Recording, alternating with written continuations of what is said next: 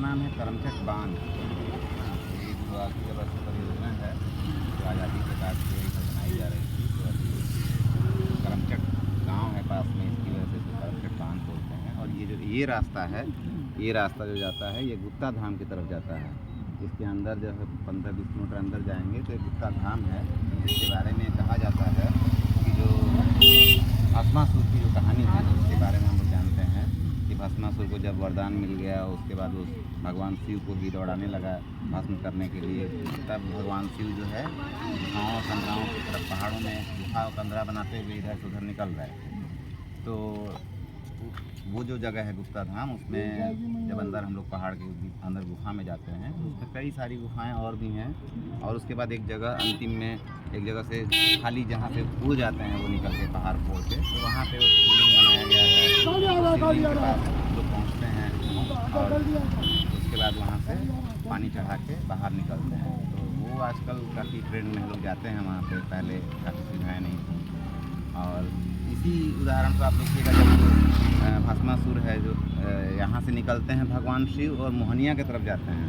मोहनिया की तरफ जब जाते हैं तो वहाँ पे मोहिनी के विष्णु अपना एक घरे होते हैं जिसको आकर्षित करते हैं। और वहाँ पे हाँ मोहिनी की कहानी है। हाँ, वो आती है मोहिनी रूप धारण करती जी जी जी, और वो अपने साथ नाचने के प्रेरित करती है। और वो अपने जैसे ही वो अपने सर पे हाथ रखता है इसी क्रम में वो भस्म हो जाता है। तो वास्तव में तो सूत्र है मोहिनिया गाँव कैसे कैसे ही पूरा गल्प है। देखिए वैसे देखा जाए तो हम लोग तो इसको गल्प और मिथक के रूप में जानते रहे हैं, कोई इसका हिस्टोरिकल फैक्ट हमारे पास नहीं है। लेकिन जो लोक की कथाओं से आता रहा है उसको अगर हम लोग देखें तो ये मोहनिया गाँव और मोहिनी जो मोहिनी रूप है विष्णु का लेना, या फिर ये जो गुप्ता धाम के अंदर जो बताया जा रहा है। नहीं यार विशाल, हम लोग तो इसको सीधा भी इस रूप में देखते हैं।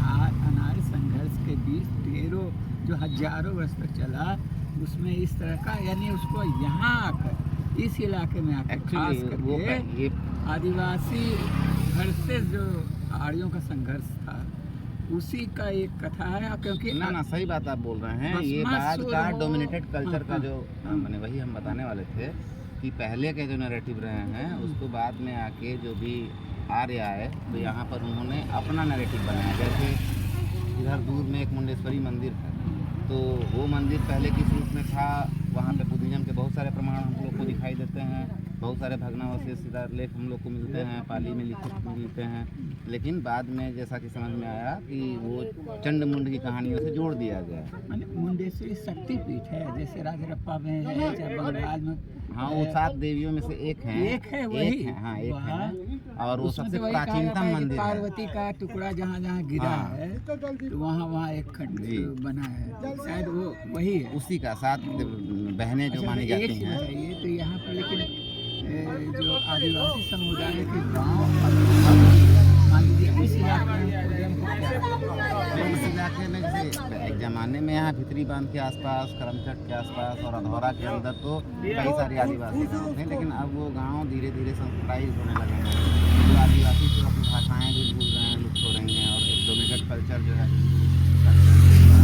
हावी हो रहा है। लैंग्वेज के रूप में भी अपनी भाषाएँ भूल रहे हैं तो लोग पूरी कल्चर को अपना रहे हैं। आप यहाँ पे देख सकते हैं, यहाँ इतने टूरिस्ट लोग आने लगे हैं और इस तरह की जो बाज़ार की गतिविधि है इसमें शामिल हो गई है। तो आदिवासी अब यहाँ नहीं, जंगलों के अंदर कुछ जगहों पे, कुछ गाँव में बसे हुए हैं जहाँ पे कुछ संरक्षित हैं चीज़ें एक तरह से। लेकिन आप मान के चल सकते हैं कि किसी ज़माने में आदिवासी डोमिनेटेड इलाका, ये पूरा का पूरा इलाका आदिवासी डोमिनेटेड ही इलाका रहा है चेरो उराम का। और एक तरह से जो गंगा बक्सर के पास का जो प्लेन है, तलहटी का जो इलाका है कैमूर रेंज का, उस सारे इलाके में आदिवासी ही रहा करते थे क्योंकि पूरा जंगल था। ये तो बाद में बसा नगरीकरण की प्रक्रिया में धीरे धीरे बसने लगा।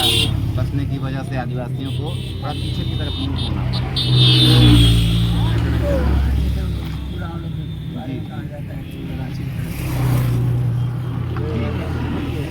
संक्षिप्त बात बहुत सारी जानकारी दी। चलिए धन्यवाद।